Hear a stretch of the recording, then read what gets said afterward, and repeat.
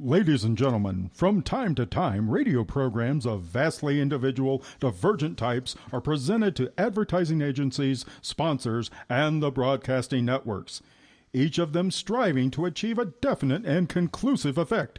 There is, for example, The Mystery Show. Programs of these sort are presented for thrills, suspense, and intrigue.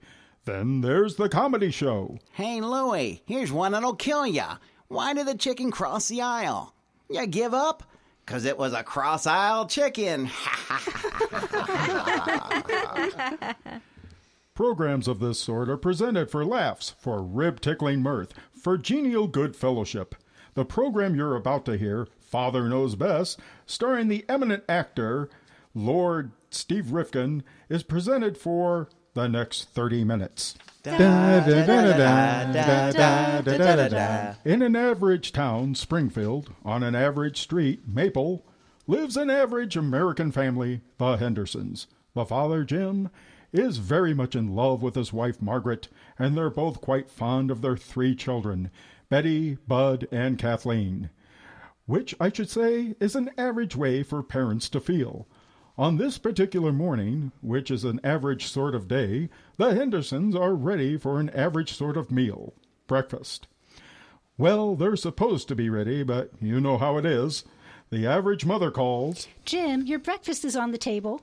And the average answer. Mother, I can't find my skates. Kathleen, come in and start your breakfast.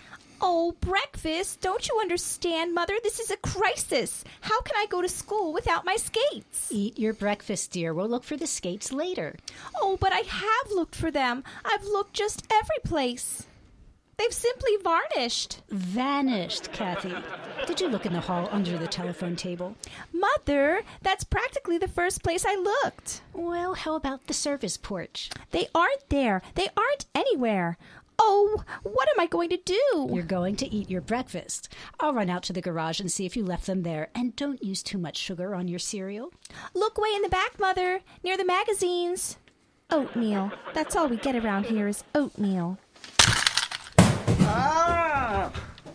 Never mind, Mother. Daddy found them. Who left those skates on the stairs? Good morning, Daddy dear. I want to speak to you, young lady. What about, Daddy? Skates, eh? How many times have I asked you not to leave your skates on the stairs? Oh, is that where they were?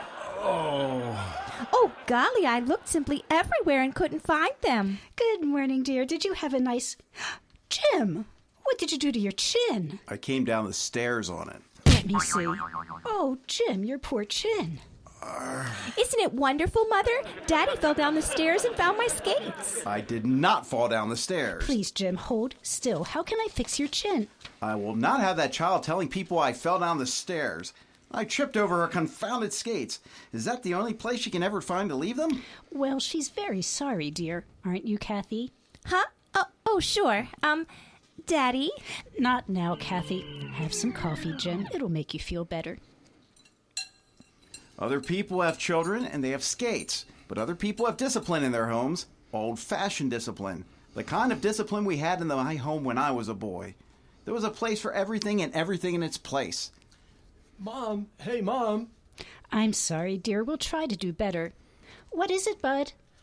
I can't find my other shoe. Where did you put it? Look under the dresser.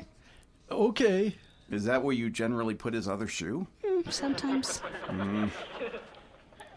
How do you want your eggs this morning, dear? Oh, I don't care. Daddy, I was just wondering. Kathy, this is a very bad time to bother your father. We'd better let it go for a while. Shall I scramble them, Jim? Yeah, that sounds good. But it's important, Mother. It's the most important thing in my life. What is? It's really nothing, dear. All right, Kathy, stop looking like Ingrid Bergman and tell me what it is. I need $2, Daddy. I'm desperate. $2? For what? Wings. What did she say, Margaret? She said, wings. That's what I thought. Why does she need wings? I have to be an angel. I told them I would. I just have to be. And they cost $2. It's for the school play, dear. Kathleen said she'd be an angel. Well, I can certainly see they're not casting the type. Kathy, you get an allowance, don't you? If you can call it that. A quarter. When I was 9 years old, I had to work for every penny I got. I couldn't walk up to my father and say, I want $2 for wings. Were you an angel? I certainly was not. Well, then you didn't need wings. But I promised I'd be an angel. All right, then find a way to sprout wings without my $2. Oh, but Daddy, I'll be just ruined. Oh, Mother, can't you? We won't discuss it any further, Kathy. Your father knows best. Oh, how will I face them without wings? They were counting on me. Good morning, everybody. What happened to the squirt? Oh, it's just a minor tragedy. Drink your orange juice, Bud. Say, Dad, I was just thinking... Bud, not now. Let your father read the paper. But I was just going to tell... Not now, dear, please. But I have to. Gosh, how much time have I got left? You don't mind if I get in on this, do you? How much time for what? Well, Dad, we're going on a picnic tomorrow. A whole bunch of us. Fine. Have a good time. He can go on picnics and I can't even have wings? You treat me like an orphan around here. Nobody even loves me. Oh, Kathy, stop being dramatic. Everyone loves you. Sure, but not $2 worth. Kathy, your brother's not asking you for $2. Your brother's not asking for anything. Except for permission to use the car. Except for permission to use... Except what? Well, that's what I was going to ask you about. You see, we're all going out in the country, and I told everybody... You're not going to use the car. Oh, but Dad, if I don't, how am I going to go? You have a bicycle, haven't you? When I was your age, I was traveling all over the state on my bicycle. With a girl? How can I take a girl on a bicycle? Jim, I just thought that... One moment, Margaret.